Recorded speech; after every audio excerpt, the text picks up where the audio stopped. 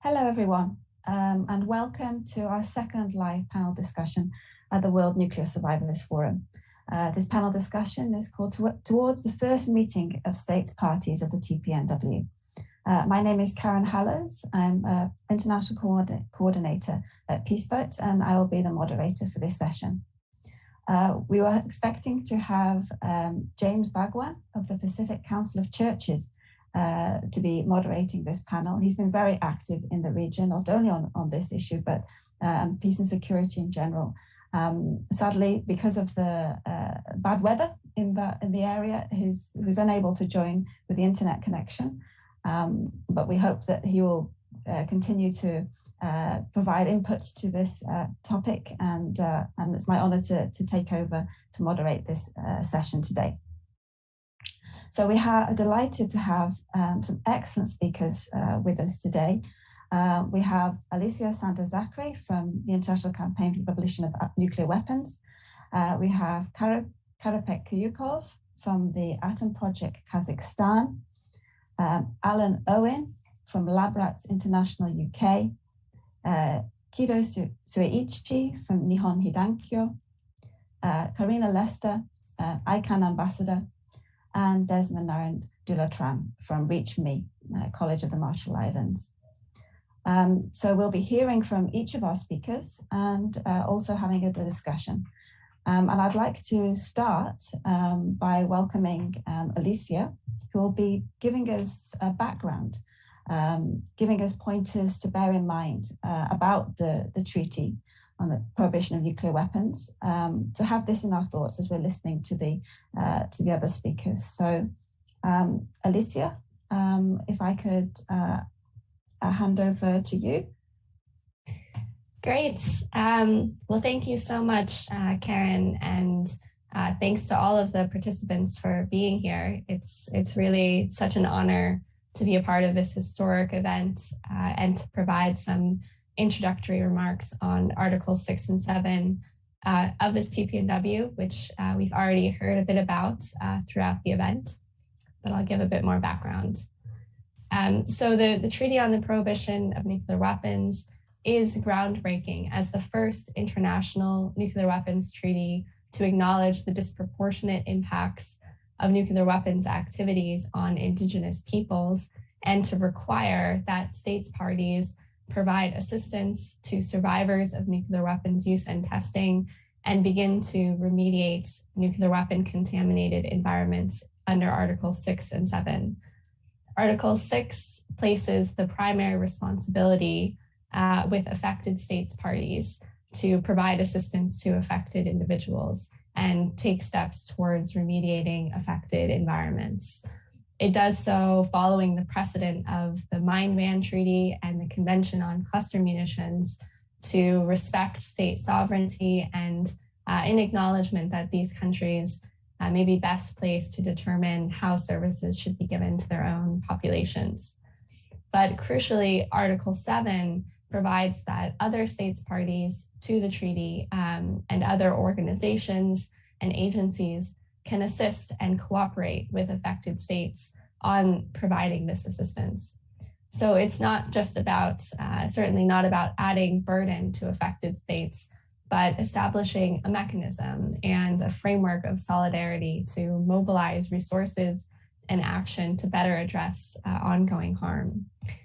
It's worth noting that since international law usually only binds countries that have essentially agreed to it by ratifying treaties, Articles 6 and 7 do not address or put obligations on states that are currently outside of the Treaty on the Prohibition of Nuclear Weapons, and do not affect claims or agreements affected countries might already have with these states.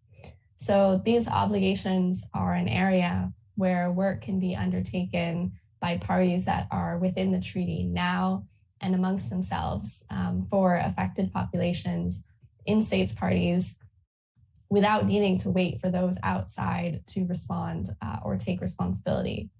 But of course, we hope that these obligations will give an entry point for drawing other states into constructive engagement with the treaty and provide a better model for other countries to improve their assistance to affected populations. We know now that states are starting to develop policies and recommendations for what can be adopted at the first meeting of states parties to the treaty, which will be in March. And this forum can importantly feed into that policy development. In addition, I just wanted to mention that Kazakhstan and Kiribati, two states that self-identified as affected, will hold an open civil society consultation on their work on these provisions in the lead up to the first meeting of states parties on Monday, December 6th at 1 p.m. Eastern Time. And we've shared some information about that consultation for those who signed up for updates on the meeting and in a reminder email for this event. So there'll be more opportunities to engage and input. But without further ado, for now, I'd like to just turn it back over to the other panelists and hear their perspective in this regard. Thanks again. Thank you so much, Alicia, for that background. I think it's very useful to bear that in mind when we're hearing from our next speakers, to have that background on what the TPNW does provide, the obligations, and as you said, the framework of solidarity moving forward. So we have our next speaker, Mr. Karepek Kuyukov, speaking from Kazakhstan. He gave us his testimony earlier in the second story section, and it's an honor now to hear from him live. He'll be speaking in Russian with consecutive interpretation into English. So Mr. Kuyukov, if you're ready, I'd like to hand over to you. Thank you very much. Вам предоставляю слово. Я в первую очередь рад приветствовать всех участников форума и поблагодарить организаторов за возможность обсудить планы по борьбе с ядерным оружием. I'm glad to welcome the foreign participants, and I would like to thank the organizers for the opportunity to discuss plans to combat nuclear weapons. История помнит трагедии Японии, Казахстана, Чернобыля. И точное количество жертв ядерного оружия, конечно, нельзя произнести. Единственный выход – это бороться вместе, повлиять на страны, которые еще поддерживают военное обогащение. Тем самым держат людей в постоянном напряжении и в страхе за будущее наших детей. History remembers the tragedies of Japan, Kazakhstan, Chernobyl in Ukraine, and the exact numbers of victims of nuclear weapons is certainly unknown. The only way is to struggle together to influence the countries that still support military enrichment, thereby keeping people in constant tension in fear for the future of our children. Я всегда рад сотрудничать с неправительственными организациями, с такими как вот ICANN, которые я имел честь вместе сотрудничать, которые, я считаю, были достойно награждены Нобелевской премией. Преклоняюсь перед сильной женщиной Сидзука Сурлов, с которой я имел честь быть знаком. I'm always happy to cooperate with NGOs as I can, who deserve to be awarded the Nobel Prize, and I both a strong woman, Sitsuko Thurlow, whom I had the honor to meet. And that was very symbolic that it was she, on behalf of all the victims of nuclear weapons, who received the Nobel Prize. Я считаю, что это очень символично было то, что именно она от имени всех жертв ядерного оружия получила Нобелевскую премию. Yes, that was very symbolic that Sitsuko Thurlow received the Nobel Prize. Я бы хотел в первую очередь пожелать всем здоровья, успехов. Я думаю, что в будущем мы должны вместе бороться против ядерного оружия. Естественно, наша цель – это полное уничтожение ядерного оружия. I wish you all the best health and success And let's cooperate together against the nuclear weapons. Огромная благодарность еще раз всем организаторам этого форума. Thank you very much for all. Thank you very much, Mr. Kuyukov. It's a pleasure to hear from you. And thank you as well for raising that image of you meeting with Setskothurlo-san and the symbolism of the meeting with the two of you. I think it's a very strong symbol there for us to have. I'd like to now hand over to our next speaker, Alan Owen, who's representing LabRats International UK with us here today. So Alan, if you're ready. And screen shared, perfect, thank you. Thank you for inviting LabRats to participate in this forum. It is a privilege to be included. We represent individuals across the world who have been affected by nuclear testing, and this includes veterans, descendants, civilians, scientists, and indigenous populations. Our aim is to ensure that the nuclear testing program and the effects that it's had on every living thing on the planet is never forgotten. The British testing program consisted of 45 tests in Australia, the Pacific, and underground tests in the Nevada desert. It started on the 3rd of October 1952, with the last test in Nevada on the 26th of November 1991. Over 22,000 British and Commonwealth servicemen were involved in the testing program. An estimated 600 further minor trial tests were also carried out in Maralinga between 1953 and 1963, and involved experiments with plutonium, uranium, and beryllium. In 1963, Britain signed the Partial Test Ban Treaty, but the underground tests continued. The legacy of nuclear testing is with us all.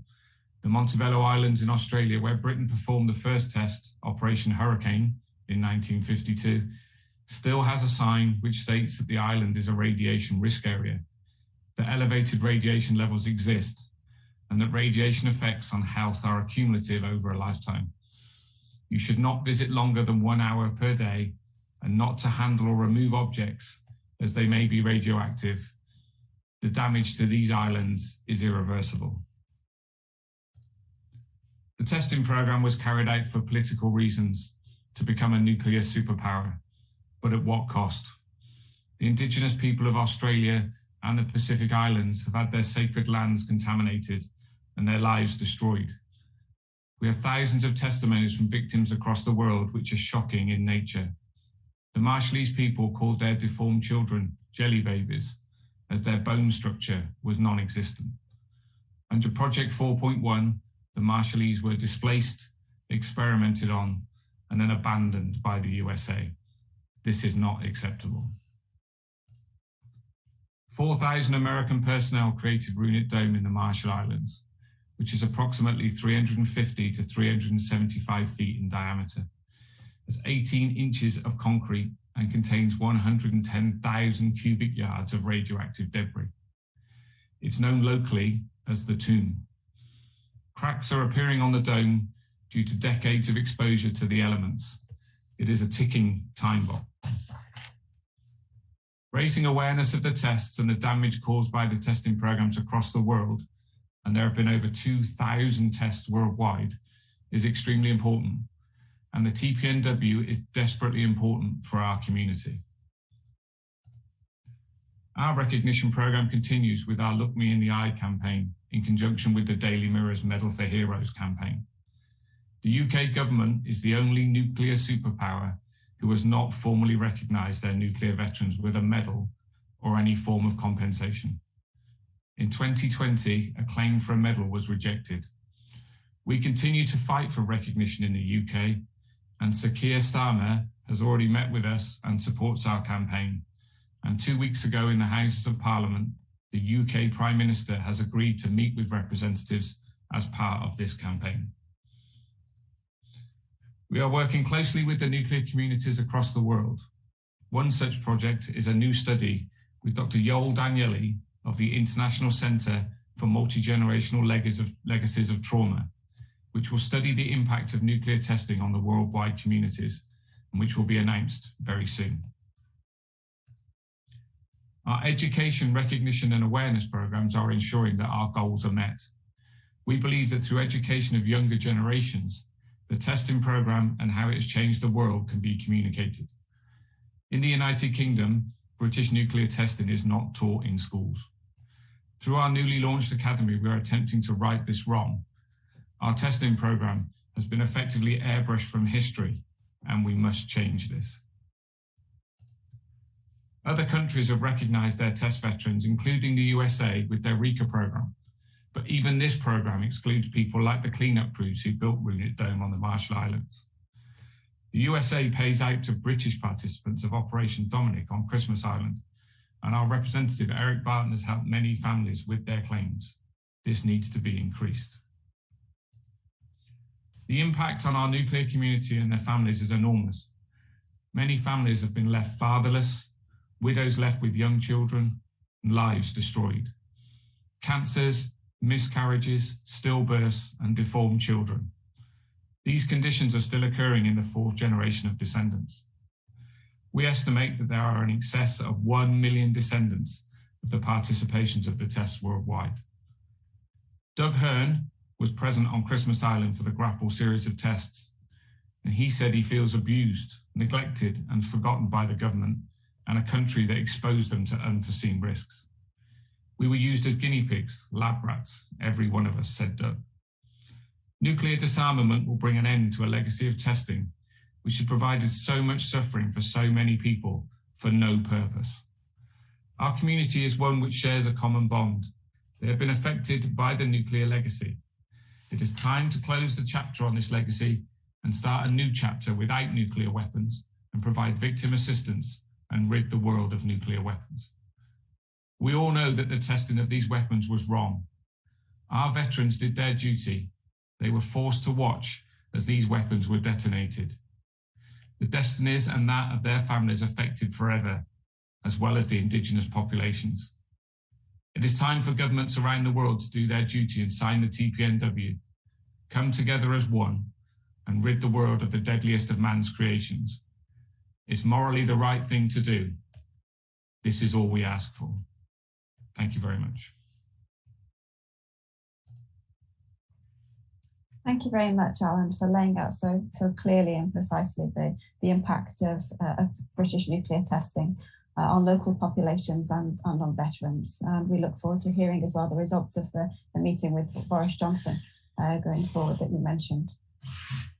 I'd like to now, thanking Alan, move to our next speaker, Mr. Kido Suichi, who will be speaking to us about, as a representative, the General Secretary of Nihon Higankyo, and also as a Hibakusha himself.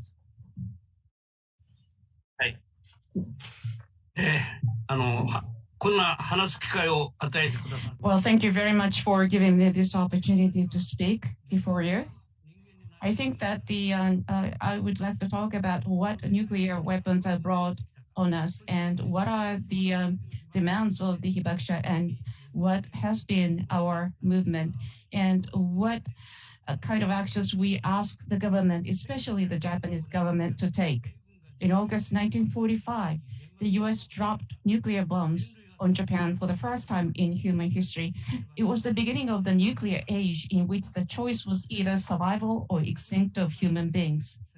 The US government created an atomic myth that the use of nuclear bombs ended the war and saved many lives of American soldiers.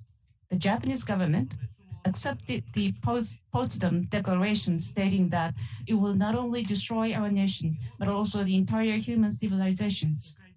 With the end of World War II came the nuclear deterrence doctrine, which is still alive today, a doctrine that justifies the use of nuclear weapons to end the war. We, Hibakusha, have appealed to the world that nuclear weapons that only aim at total destruction are weapons of madness and absolute evil, and that human beings cannot coexist with them, and struggled for their abolition. First, let me reiterate what atomic bombs have brought to human beings, and I would like to share with you some excerpts from the pamphlet that we compiled. The bomb turned Hiroshima and Nagasaki into dead cities in an instant. Piles of red dead bodies burned and swollen, bodies with eyeballs and internal organs sticking out, charred trains packed with people burned to death while alive under the rubble of a collapsed house, lines of ghost-like people with peeled skin hanging down from their arm. They were horrible, unworldly sights. We could not help our own children or parents, nor could we give water to those who were on the verge of life and death. I can never forget how frustrating and painful it was not to be able to do for them what a human being deserves. Even those who escaped the brink of death or those who came to look for their family members or rescue the wounded were stricken by radiation, soon losing their hair, coughing blood, and fell sick. Survivors have continued to shoulder the burden of A-bombs. They said, "I'm left with nothing, no home to live in, no pleasure in life. I'm a living dead. I'm bedridden every day. I want to work, but I can't. People tell me I'm lazy, but whose fault is it that I can't work?" Not a few people hide their hibakusha, fearing discrimination in marriage and employment. They worry that even a mildly poor condition may be due to the exposure and fear that they may one day develop symptoms of radiation sickness or that their children and grandchildren may be affected one day. Every day, it is like living with a time bomb within yourself. Now let me turn to the movement of hibakusha or hidankyo. It was August 10, 1956 that hibakusha in Hiroshima and Nagasaki formed a national organization, Japan Confederation of A and H bomb sufferers organization, 11 years after the exposure to the bombs. It was because the occupation of Japan that lasted 7 years and the Japanese government policy to abandon hibakusha silenced us. But in 1954, the US conducted a test of hydrogen bomb in Bikini Atoll, and the damage to the tuna fishing boat Daigo Fukuryumaru was reported. Anti-nuclear movement spread like a wildfire, which encouraged hibakusha to establish their own organization, Hidankyo. The Declaration of Foundation appealed to the world, stated that we have pledged that we will save ourselves and save the human race from crisis through our own experience. 65 years since that day, hibakusha and hidankyo have consistently resisted nuclear weapons as they do not allow humans to live humanly, pursue the ways humans can live as humans, and called on the world not to create hibakusha again. To make that happen, we have made tenacious efforts to realize two major demands: not to go to nuclear war, abolish nuclear weapons, and establish an Atomic Bomb Survivors Relief Act. Hidankyo sent its delegation to the UN and other international organizations, nuclear weapon states, and many other countries to tell them about the reality brought about by nuclear bombs and call for their abolition.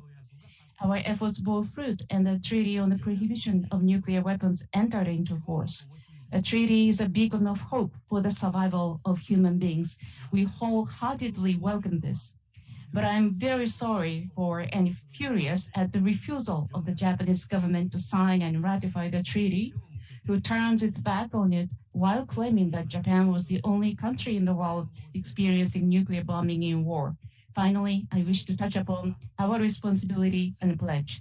Japanese people, determined not to repeat the experience of the 15-year war and Hiroshima and Nagasaki, enacted a new constitution. The constitution that renounced war gave hibakusha encouragement and power to live. However, in contravention of the constitution, the Japanese government has maintained the doctrine of endurance obligation. That is, all members of the nation are obliged to equally accept and endure loss of life, damages to their body and property as a result of war.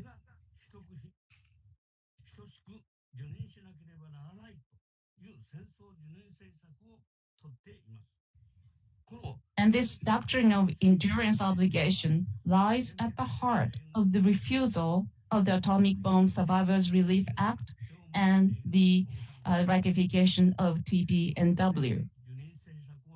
It is our responsibility as Japanese citizens to make the government abandon the doctrine of endurance obligation and to defend and utilize the Japanese Constitution. With that pledge to fulfill this duty, I would like to conclude my remarks. Thank you very much for your kind attention.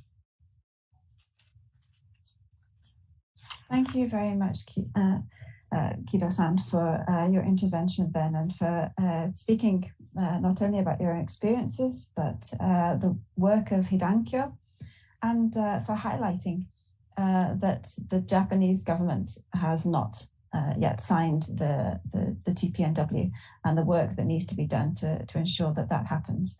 And as that is the work of Peace Boat and of ICANN, and all of us there are pushing for each of the governments to ratify the treaty. Thank you again, Kido-san. I would like now to move to our next speaker, Karina Lester, ICANN ambassador, who's going to be speaking to us from Australia. Karina, are you ready? Thank you very much. Yes. Good evening, and thank you, Karen, for your facilitation and stepping in at the very last minute. I want to say good evening and acknowledge where, for those who have passed around us, and many have had many enduring fights and struggles over the many, many decades of this struggle that we've all been through, and I want to pay my respects and acknowledge the images that you see in front of the screen are images of my grandmothers and aunties who have been instrumental in, I guess, setting the pathway for my journey into keeping their stories alive and ongoing. These amazing women were survivors of the British nuclear tests in the 50s and 60s. And what took place in our own backyard here in Australia. The image of the man is my late father, Yami Lester, who was very instrumental in, I guess, bringing the story to everyone's attention. He spoke about what happened to his people on these traditional lands, on his country, the Yankunytjatjara traditional lands. And this evening, I'm speaking live from the very location of where the British nuclear tests and where Dad and his people had experienced the ground shaking and the black mist rolling. The location site would be roughly 80 to 100 kilometres south of where I am this evening. And this is the community here at Wallatinna where the old people were living and working at the time. And so I'm reminded every day by seeing the country of the impacts nuclear testing has had on our country, but also on our people as well. So this is an ongoing generational story for us in Australia. And I thank Alan for his talk and presentation about the British and the impact they had on our countries, such as Australia, but also the Marshall Islands as well. And so we are really wanting to continue the stories of these amazing men and women who have spoken up strongly about what happened to them. And my role as a second generation survivor to keep the stories alive and ongoing for the next generation as well. The next slide shows you the very locations in South Australia that you may be able to see where fields, the emu fields, as well as the Maralinga testing areas, is where they had tested, and Dad's particular community here at Wallatina was impacted by the emu fields fallout. You also will notice that in South Australia, we have many uranium mines as well. We have just also been identified through Australian government of housing nuclear waste. And that continues to be another ongoing battle for Indigenous people of this country, and in particular, the Indigenous people of South Australia. So it's been ongoing and generational for many of us Aboriginal people in the state of South Australia. The last sort of rectangular dot you will see, I would be roughly 200 kilometres west or to the left of that dot, which is a community town known as Oodnadatta. And so radiation fallout had gone from the emu fields right across the entire state and over the borders into other states and territories as well. So this image really shows how South Australia has been nuclear tested, but also holds nuclear or uranium mines, and also are now potential sites for housing nuclear waste as well. The next slide, I want to just talk about some of the real important impacts it has had on Aboriginal people, and in particular the lack of data that has been collected over the many decades. And so these are some of the concerns from our Aboriginal community, our Arnamul community in South Australia, that we want to bring more awareness into the impacts to victims, to our Arnamul community, our Aboriginal people who lived and used those traditional lands as their place of spiritual connect and their safe space, which was taken away from them in the 50s and 60s. So there is a lack of that data that's there in the real story of how many people were really impacted by those British nuclear tests and the loss of life. Many still lived a very traditional life back in the 50s and 60s. In South Australia, through the whole process, there was one patrol officer to manage the area of lands, which we're speaking about thousands and thousands of square kilometres.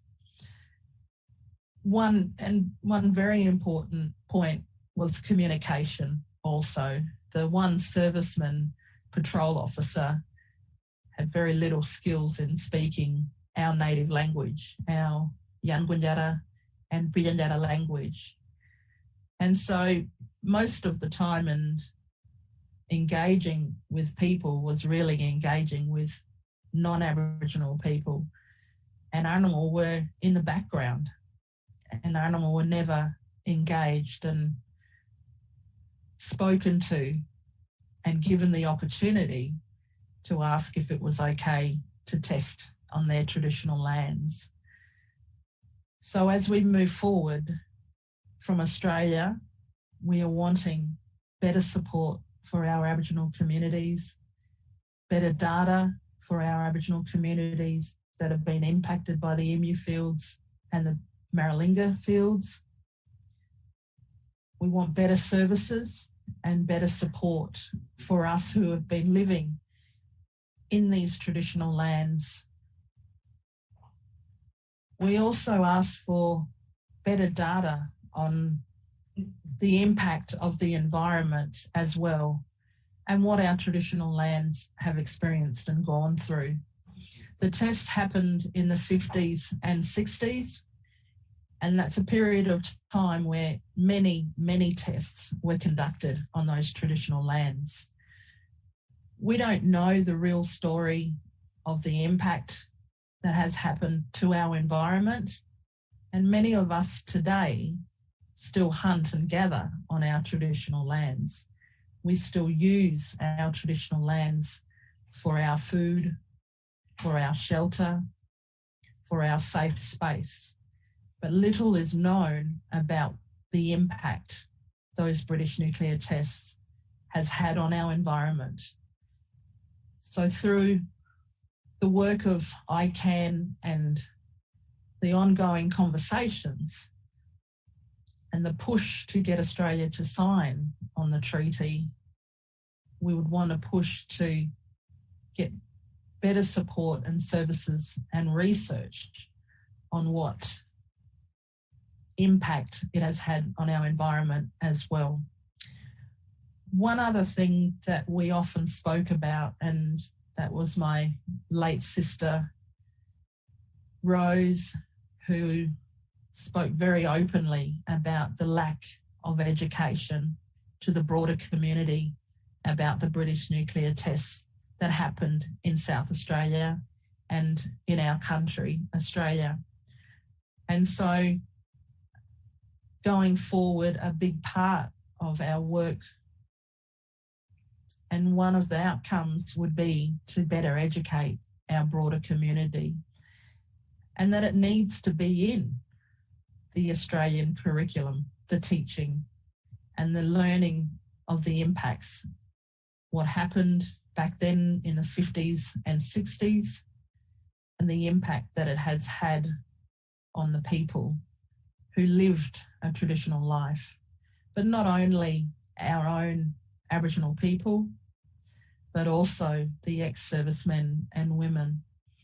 And that those Montebello Islands were very much a big part of our country as well, and that history needs to be ongoing, reminded through generations to generations. If my late father and those amazing women before me who campaigned strongly against waste dumps, but who witnessed firsthand about those British nuclear tests, had not told their story, I would not be here today to continue on their legacy and their stories, to keep them alive and ongoing, to remind everybody about the impacts it has had, not only on our Aboriginal community, but as I mentioned, our ex-servicemen and women who were forced to work and to witness and see what they saw and the horrors that they saw as well. So the last slide is really in dedication of my late sister, who is there with me at the celebrations of the Nobel Peace Prize Awards in Melbourne. And then also the beautiful image of my family at the front of a beautiful mural of my late father at a Preston library in Victoria in Melbourne,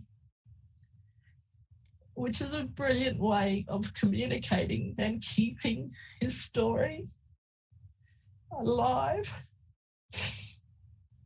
And it's so incredibly important for us all to continue the hard work that we are all going through to tell the governments of the day of the horrific impacts it has had on people, our lives, the disruption and the horror we have all witnessed.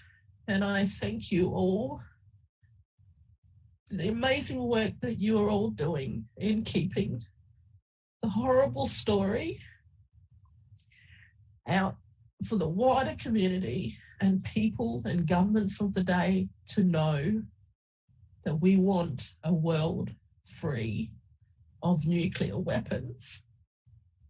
Thank you.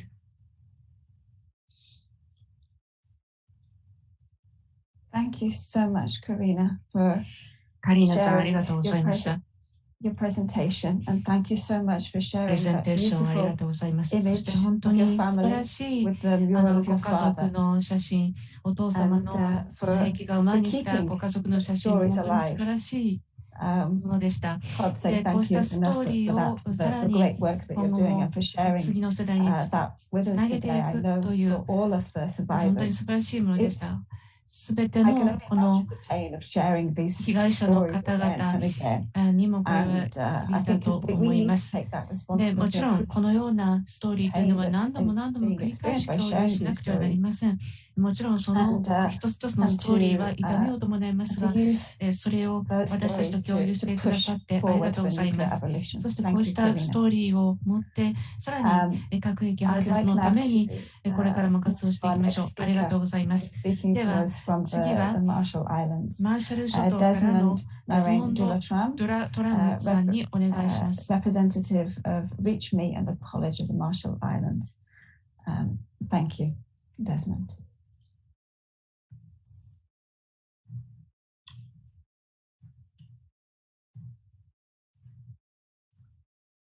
Hello, I won't be sharing all of my slides, but just to give us some, I guess, background information.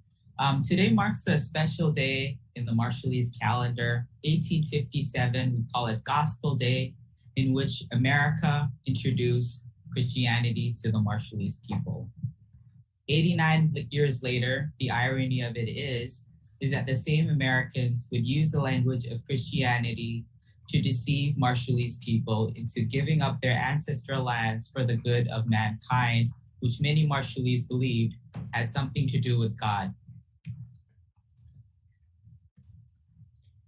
I would just like to give you guys some background information. The testing was from 1946 to 1958. The total explosive power of the nuclear tests in the Marshall Islands equaled 108 megatons, accounting for 80% of the yield of all atmospheric tests exploded by the United States. To put this level of testing at Bikini and Eniwetok in perspective, this is the same as 1.6 Hiroshima bombs being detonated every day for the 12 years of the testing. But obviously nobody knows about this, and the most famous test that everyone knows about is Castle Bravo, which was conducted on Bikini on March 1st, 1954, which is approximately 1,000 times stronger than the ones conducted in Hiroshima, and left a fallout pattern that we're still dealing with intergenerational effects not recognized by the Compact of Free Association, along with other secondary illnesses, including diabetes, because people don't have access to their ancestral lands and have to depend on a diet of white flour, white rice, and white sugar. These are the two testing sites. 24 were detonated on Bikini and 43 in Eniwetok, and this is where the US claims that the fallout pattern was. But if you look right down here below in Ailo, this atoll was said to receive just as much fallout as the recognized atoll over here in Wuduruk. 4 atolls are only recognized by the United States under our existing Compact of Free Association, and it leaves all the rest of these communities unaccounted for. And we are talking about 108 megatons. If I were to give that into perspective or show you an image of that, that's what it looks like as compared to the bombs dropped in World War II and in Nevada. The total yield of the 67 tests conducted in the Marshall Islands, as I said before, was 108 megatons and equates to the explosive force of over 100 million tons of TNT and more than 75 times the total yield of the US nuclear tests in Nevada. 6.3 billion carries of radioactive iodine were released in the Marshall Islands. Yet, the US refuses to acknowledge this history. Only 0.245 billion as of 1999 and 0.09 billion were afforded to the Bikinians and Eniwetok for cleanup costs. And as you guys already know, the Rooney Dome, which Alan showed, is leaking into the ecosystem of the Eniwetok people.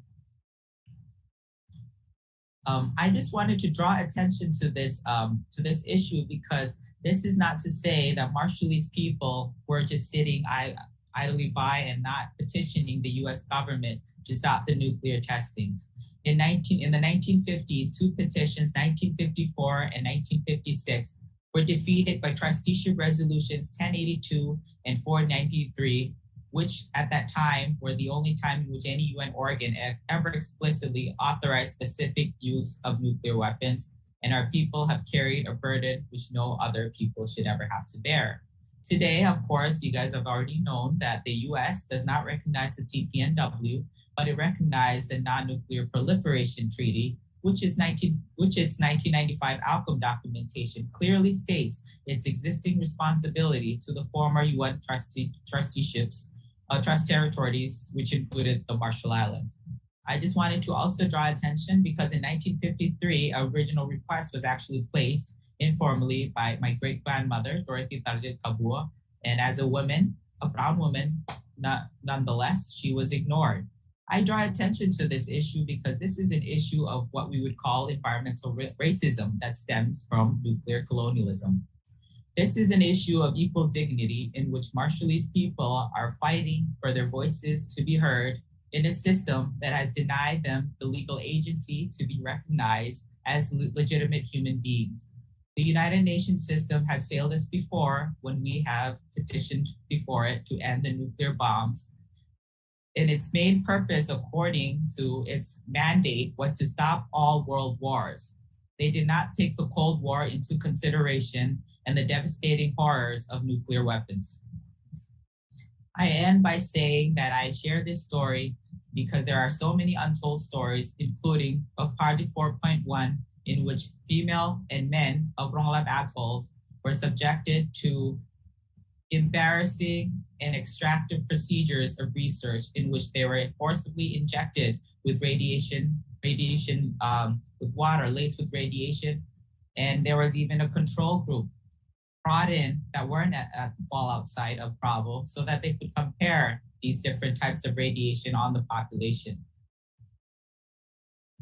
I only wanted to end by saying a popular saying by one of the Rongelap elders, Nerje Joseph. She always uses the word Jojo Lab. And that word literally means displaced, not having a permanent home. Because if you guys really think about it, with indigenous peoples, the health and the environment are one and the same. As our petition of 1954 clearly stated, if you take away the people's land, you take away their spirits also. Taking away people's land and their ecosystem is likened to basically cutting off one of our limbs. It is a unique part of our existence as indigenous peoples, and we still cherish it to this day, and we still wish for environmental remediation because our lands are our livelihoods. Our unique land economy, our unique indigenous blue economy stipulates what we are as a people, and because of nuclear colonialism, that has completely shifted the way we have lived sustainably since the beginning of what the Marshall Islands is. Omaldada, and that's all I wanted to say. Thank you very much, Desmond, for giving us highlighting the legacy, the nuclear legacy in the Marshall Islands and naming it as nuclear colonialism. I think very important to recognize that.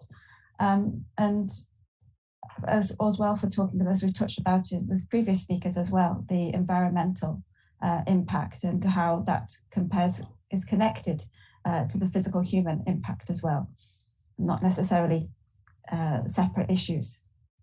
That means that we've heard the first initial presentations from all of our speakers. Thank you very much for sharing your experiences, your perspectives, your stories. It's vital for us to hear these in the run-up to the first meeting of states parties for the TPNW.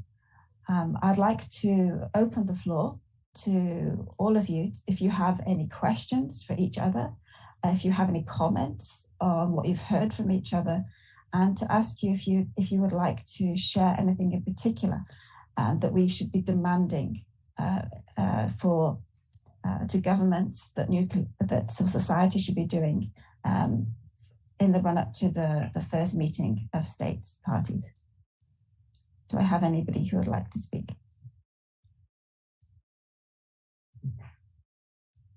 I can speak, Karen, if you like. Yeah, Alan.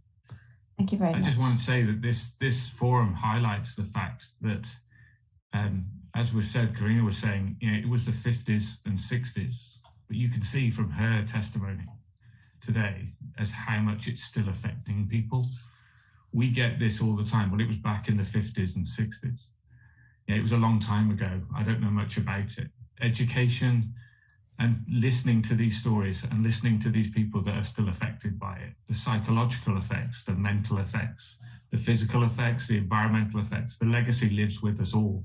Not just people like myself, who my father was a serviceman.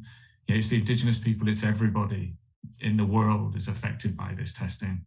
And we need to make sure that the governments who did and the countries that made this testing and did this testing and affected these people sign this TPNW and get rid of the world, these nuclear weapons from the world. Just listening to Karina, how can you not? It's just unbelievable. And I think that it's desperately important for these people, especially like Karina and Desmond and these families that have been affected, that their stories are heard at this meeting of state parties. These politicians don't like to hear these type of stories, and we need to get these stories out. Thank you very much, Alan. Absolutely. These stories need and must be heard. Is anybody else would like to make any comments or some questions to each other?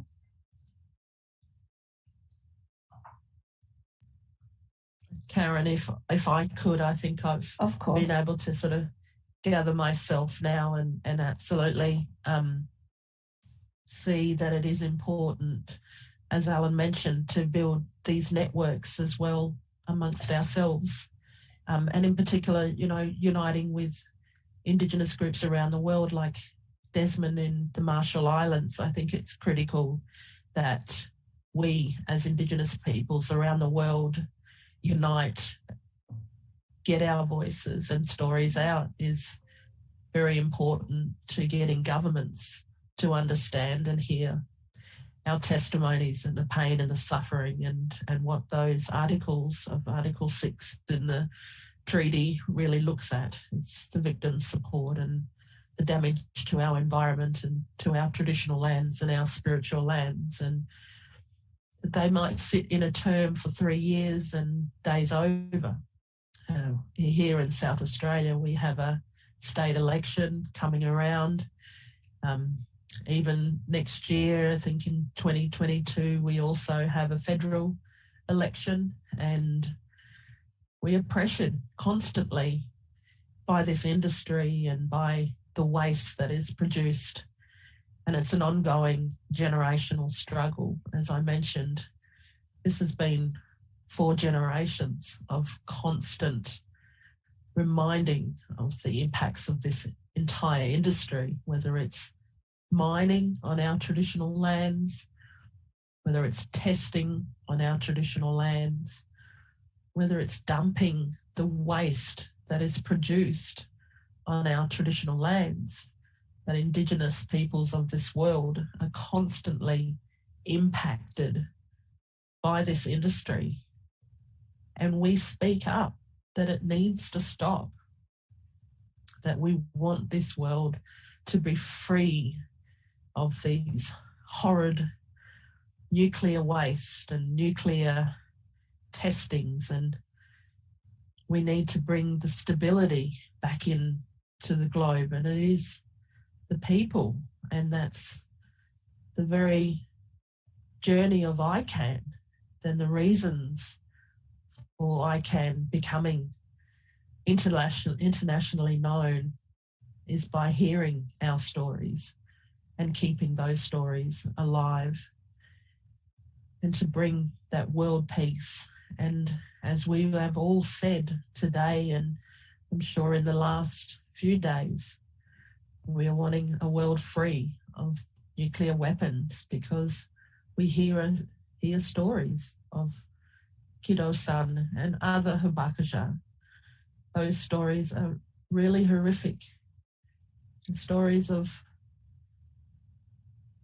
the harm to victims, to our people and generations later, and also to our beautiful environment that we have such spiritual connect, but also responsibility that governments of the day have very little understanding of the connect that Indigenous peoples around the world have. And as Desmond mentioned, it's like cutting a limb. It's taking something away. It's more in us, and we need to speak up stronger. And in hearing the voices from Indigenous peoples is empowering. And one of the reasons why I continue to do the work, hearing Desmond's story this evening, has been inspiring for me to keep those stories alive, and that we are all in it together, and that we have a huge journey ahead of us, but a journey that we feel comfort that we are all together as peoples of this planet who are responsible for the welfare and welfare of not only our environment, but our people as well. So I'm very honoured to have been on this panel this evening to hear the stories from all the presenters as well. And I thank you all for that opportunity and sharing those horrific stories and stats and oral testimonies as well. So I feel safe that we are all very aware of how this industry has impacted and still continues to impact us, and that it's important to keep those stories alive, remind everyone, not our only family, but also our friends, our right to the point of governments of the day. And that's part of our journey today as we lead to the meeting with the states parties coming up in 2022, is to continue to get those stories out there as well, and to pressure our governments of the day. So thank you all. Thank you very much, Karina, for sharing again your perspectives. It's a pleasure to hear from you. I'd like to also remind everybody that this is being broadcast live, and we've been having some comments in YouTube, in the comment section from viewers who are very moved by what they're hearing. They're feeling very compelled to act. Some comments I'd like to highlight is one viewer on the Japanese channel, because it has this in English and Japanese. It's a bilingual event that we're running here today. One viewer said that I agree with the comment that about highlighting the racial discrimination aspect of nuclear testing, whether it is done by Russia, China, the US, the UK, or France. This is very important. So we had somebody highlighting that. We also had somebody, and I'd like to move now to I'd like to ask Mr. Kido, as a Hibakusha who witnessed the dropping of the atomic bomb. We've been talking about nuclear testing. Do you have something that you would like to share with or say to those that are talking about in relation to nuclear tests, to share with or to comment to the survivors of nuclear testing? Kido-san.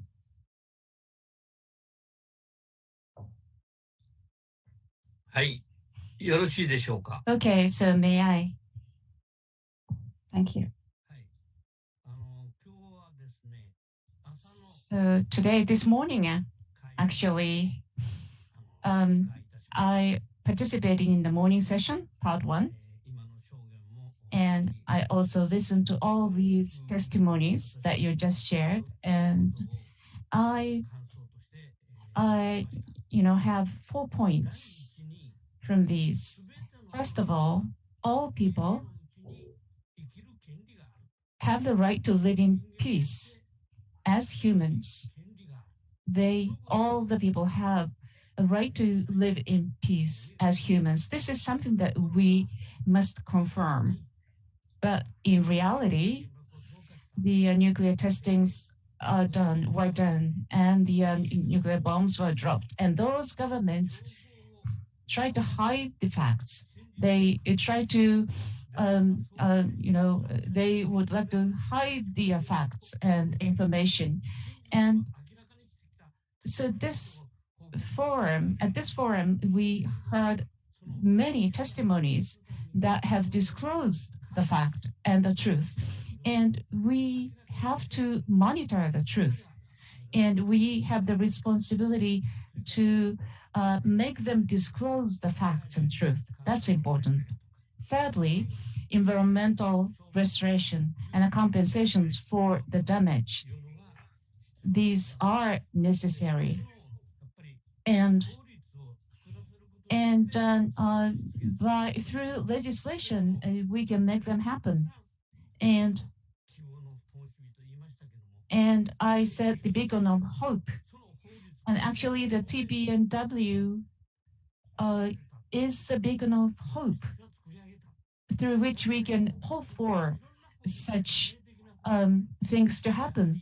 But we have to make sure also that the specific laws be also legislated. And thanks to our movement in Japan, we have a certain law to assist the hibakusha, but it's still very, it's not sufficient at all, but still we have a law to assist the hibakusha with access to medicine, and the support is given to hibakusha. And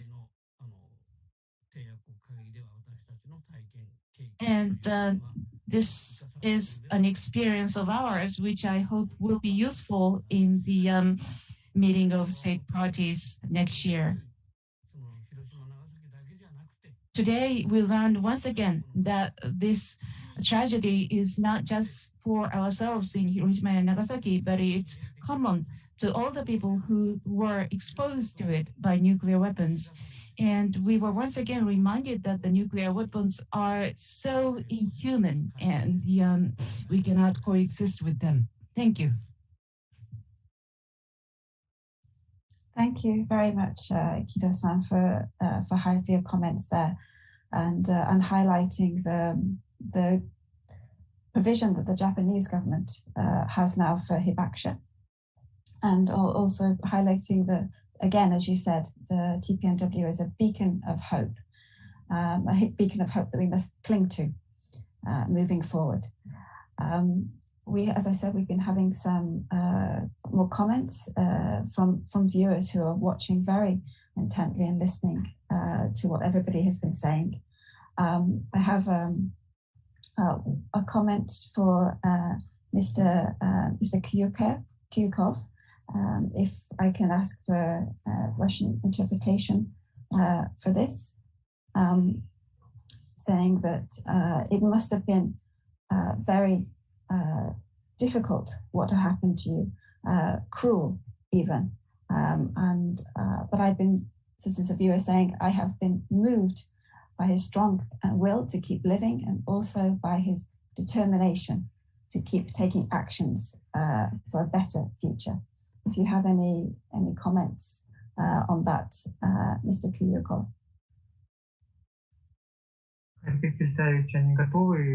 Or anything you would like to share.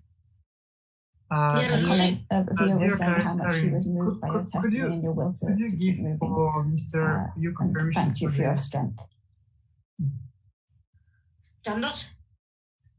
Да, Карепек Тильтаевич, они готовы вас услышать. I'm sorry, dear Karen, could you please give permission for Mr. Kuyukov? Mr. Kuyukov, can you hear? Maybe waiting for the we're just waiting for the interpretation.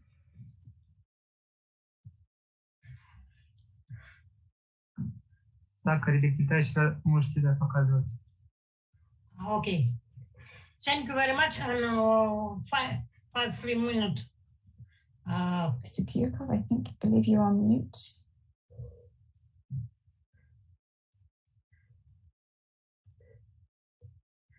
Я просто хотел сказать маленькую историю одной фотографии. Mr. Kuyukov just wants to mention about one photo. Ее видно фотографию? Да.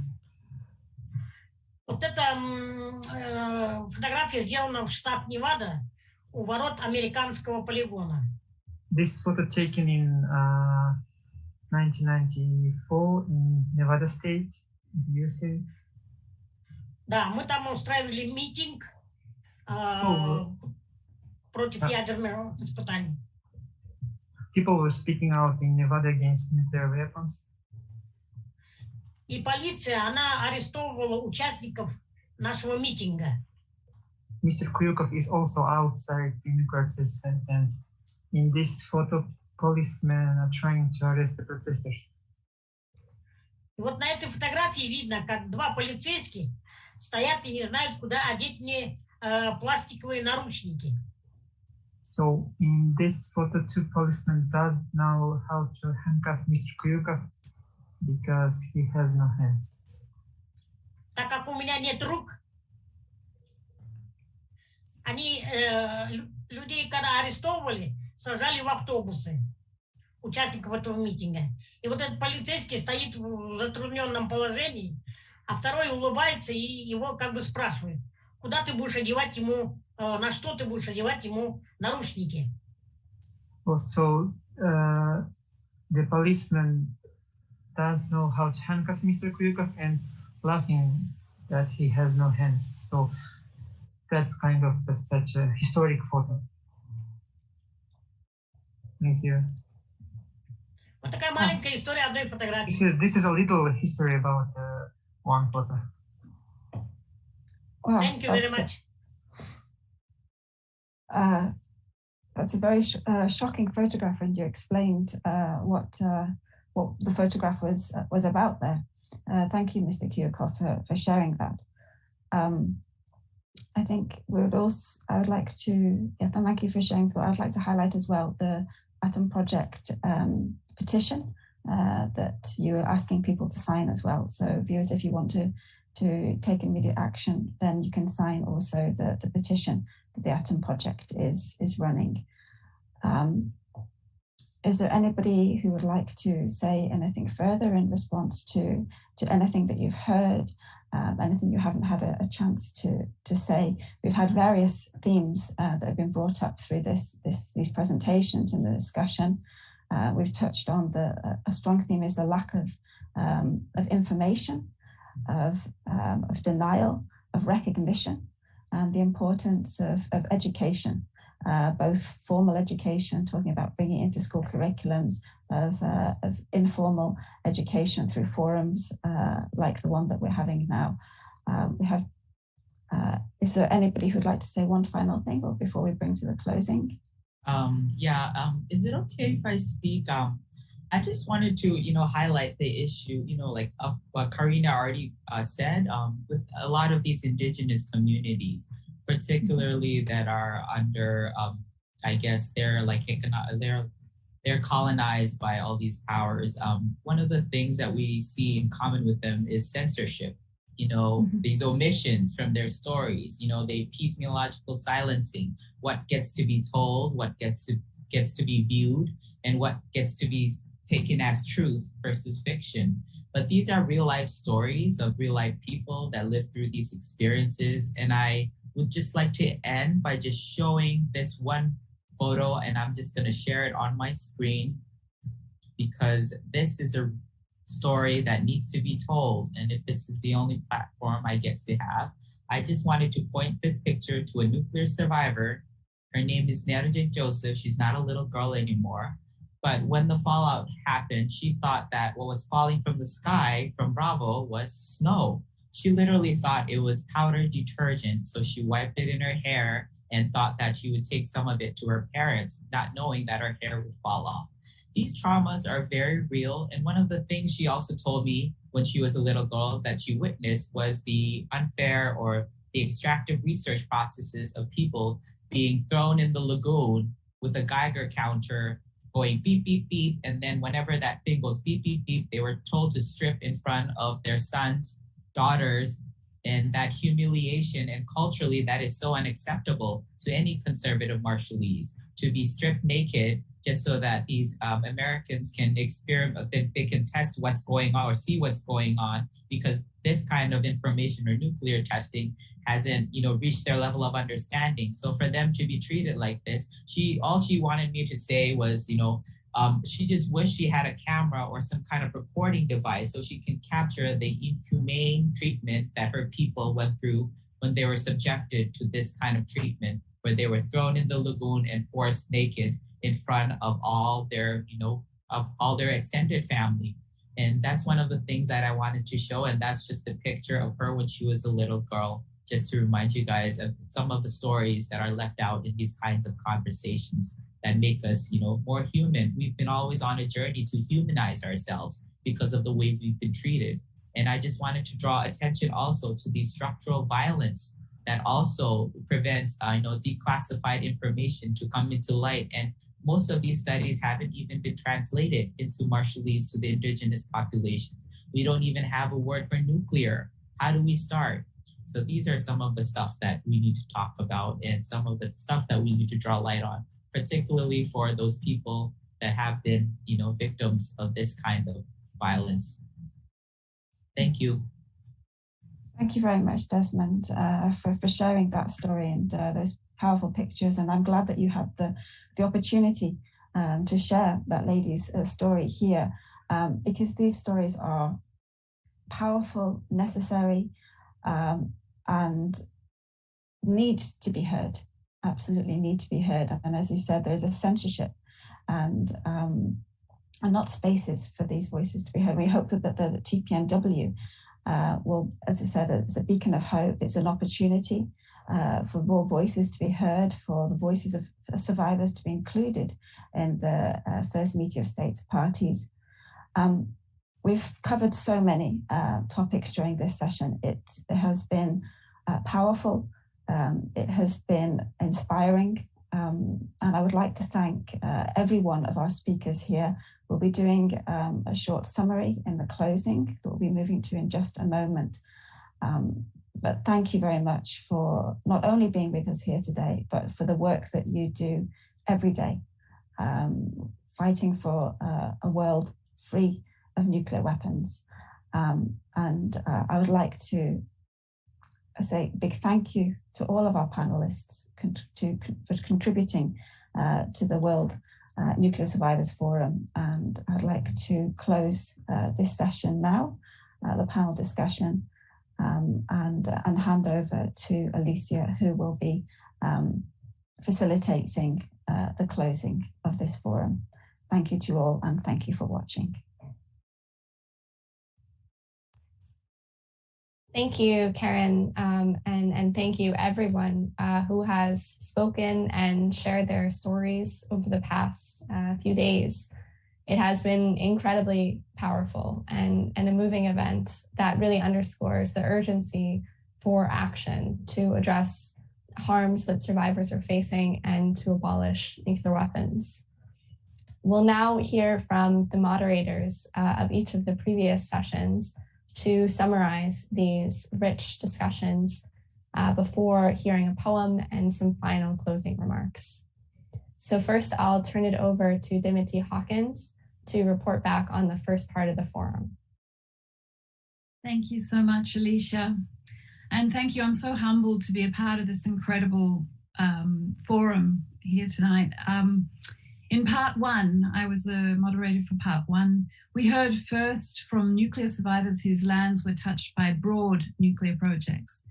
In the storytelling of part one, we heard from First Nations and other people in Australia and Canada, Nigeria, India, the United States, South Korea, and Japan. And in the second part, there was a panel from across the world, from the US, Pacific Islands, Russia, Moha Nui, and Australia, all in discussion together. As always, it's in the coming together of survivors and their allies and representatives that we see a light coming on, a recognition of their own stories and the stories of others, seeing that they are not alone and that none of us are alone. Panel one was a breaking of silences, deep silences driven, as others have said tonight, by colonialism, Cold War secrecy, unequal power, and nuclear racism. But we also saw the incredible determination and the care for their peoples and places, and an understanding of the plight of others across the world facing these harms. Across all of these presentations, we see commonalities, deep and abiding injuries from radiation and other nuclear exposures, often imposed on marginalized communities. They share stories of harm that stretch beyond lines on a map or force borders and through generations. They tell of how their stories are rendered almost as their communities are rendered almost as sacrifice zones, often with other nuclear projects such as waste dumping, intensifying harm. But compounding these harms are the silences imposed, the lies told, the limitations of access to information, as we've heard again. We hear of the exclusion of survivors from the histories, the politics, the scientific and medical studies, as well as the records of the mining companies, militaries, and governments who conduct these nuclear projects. But importantly, we also see something brilliant: the determination to continue to take a stand, to speak out despite threats, deep grief, and in almost overwhelming odds. And most incredibly, we see young people, new generations taking up the stories, pushing back against the silences imposed, and reaching out to educate and to learn from the elders. As we work towards the Treaty on the Prohibition of Nuclear Weapons, this forum has reaffirmed that we must continue to meet and learn together and to break the silences. Thank you so much to Peace Boat and ICANN for a remarkable bringing together of the world of stories. And thank you to all of the survivors who have spoken over these two parts of the forum. Thank you so much, Dimity, for a very eloquent summary of the past, the beginning part of the forum. I'd like to now turn it over to Karen Hallows, who will summarize the second part of the forum. Thank you very much, Alicia, and thank you so much to everybody that contributed to this forum, who shared their stories and listening to the stories. We had there is, as Dimitri mentioned, there are commonalities. There's recognition between when you listen to one story and survivors themselves listening to other people's stories. You can see the similarities between these experiences, even though each one is an individual and impacted in an individual way. In the second stories, we had stories from Kazakhstan, from the Republic of the Marshall Islands, from Kochi, Japan, in terms of the fishing impact of on the fishermen who are impacted by nuclear testing in the Pacific, from Maui Nui, also in the Pacific, and from China, and Toti talking about Lochmo Project, and the Voice of Veteran from Gordon Cogan from Blood Vets International. So a wide range of experiences. But listening to these stories of the survivors, those who've been impacted by nuclear testing, you can see how this is not only about the suffering of individuals, but of whole families, whole communities. It's because of the scale of the testing, but also the nature of radiation, the unique nature of radiation, and the way that it impacts across generations.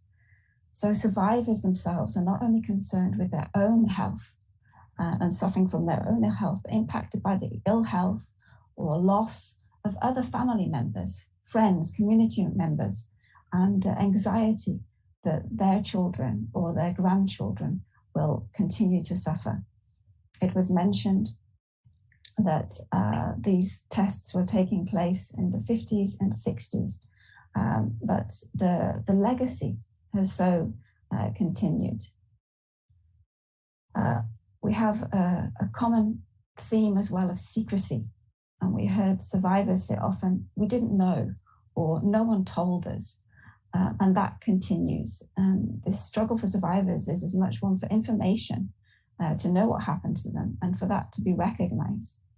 And this theme of recognition of lack of information, of exclusion, continued into the panel discussion, where we heard from Alicia, who gave us a background on the treaty, Karepek Kuyukov, speaking of Kazakhstan, Alan Owen from the UK veterans, Kiro Suriche of Nihon Hidankyo, Karina Lester speaking from Australia, an ICANN ambassador, and Desmond speaking from the Marshall Islands. Again, a wide range, but similarities that we hear across the board. And one thing that came up repeatedly as well, apart from the lack of recognition and the lack of information, was a determination that Dimitri mentioned before, a determination of survivors for that to be gained, that recognition, to fight for that recognition and to educate, whether that's formal education, bringing it into school curriculum as where it's been excluded,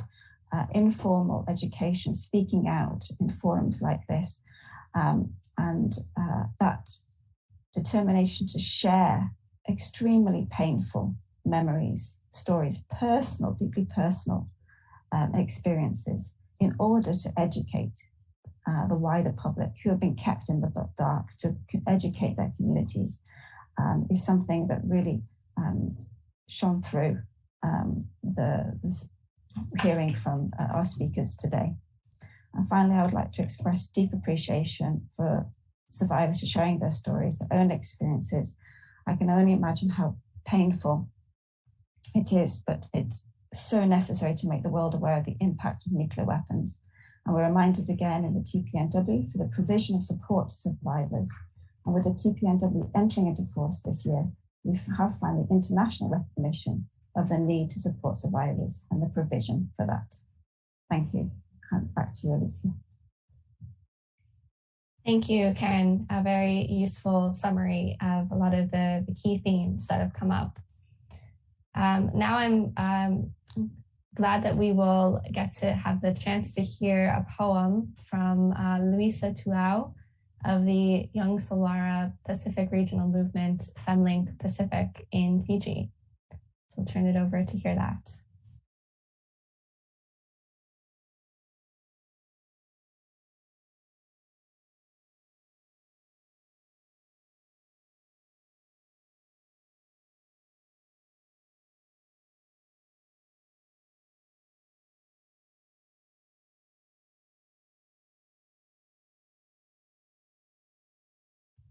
Bula Vinaka. My name is Luisa Tulau, and I'm from the Fiji Islands, one of the islands in the Pacific region.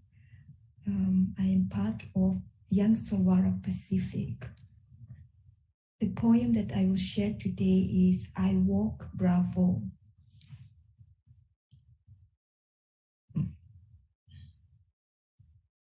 My skin is sun-kissed, but my body is bravo. Bravo, that's what the outsiders say for well done. The Italians think it means brave. But you know what I think? Bravo is a cell injected in my body about to explode. Bravo is a substance reaction that made my mbumbu blind. Bravo is a deliberate performance in the sky, a calculated invisible to camouflage the visible. Burn tears, they burn dry. Bravo is my siblings born a defect machine. Bravo is a gene I pass, a replicate of a poisonous culture. But you know what I think? My island, a castle before Bravo.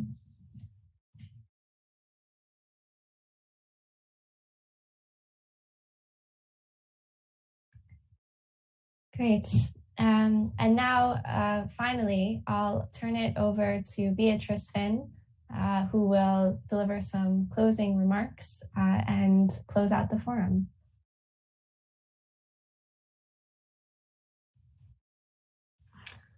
Thank you, Alicia, and thank you everyone for this really incredible event. It's such an honor to be a part of this and to have heard from the survivors of nuclear weapons, from the communities most impacted by the terrible humanitarian consequences of these weapons of mass destruction. I just want to start first, of course, by thanking everyone for participating, for sharing their stories, their insights and knowledge. And I particularly, of course, also want to thank Peace Boat for its long-standing commitment of bringing the voices of survivors to a wider audience, from bringing survivors around the world on the ship to events like this one today. We're so thankful to the entire organizing team at Peace Boat for making this great event possible. At ICANN, the horrible facts of what these weapons do have always been at the core of our work. It's the consequences of nuclear weapons and the risk of their continued use that drive our activism for their abolition. And the Treaty on the Prohibition of Nuclear Weapons was negotiated with survivors of nuclear weapons leading the way. Not only were the experiences, knowledge, and stories heard by governments, the governments also responded by enshrining that in international law. Based on the input and expertise from survivors, the negotiators made this the first nuclear weapons treaty to really truly acknowledge the humanitarian impact of these weapons. And it also is the first treaty that really put into the text the disproportionate impact that these weapons have had on indigenous peoples. And it is the first ever treaty on nuclear weapons that requires the states parties provide assistance to survivors of nuclear weapons use and testing, and begin to clean up environments contaminated by nuclear weapons. So of course, at the first meeting of states parties to the treaty, a main focus will be on implementing these provisions of the treaty. And it's really essential that survivors' voices are at the center of these conversations at this meeting and beyond. And of course, due to the pandemic, a lot of practical matters around this meeting is still up in the air. But as civil society coordinator of the meeting, ICANN is fully committed to ensure that impacted communities will meaningfully engage with the discussions in Vienna, either in person or from afar. Because the harms that nuclear weapons have done are irreversible, and efforts to help survivors and to clean up contaminated environment will require consistent long-term work. But already this forum is a start to hear from survivors on what states should do, and the meeting of states parties next year will be an important step to take forward those recommendations. And we at ICANN will do everything we can to ensure that everyone hears about the impact of nuclear weapons and hears these stories and understand the expertise that exists around the world on the impact. The governments, parliamentarians, civil society organizations, cities, activists, financial institutions, that they all take action based on the kind of knowledge that has been shared here today. So thank you everyone who shared your story today, who contributed to this meeting, and for all the work that you're doing for a world without nuclear weapons. And with that, I would like to close the 2021 World Nuclear Survivor Forum. Thank you to everyone who has joined us over the past few days.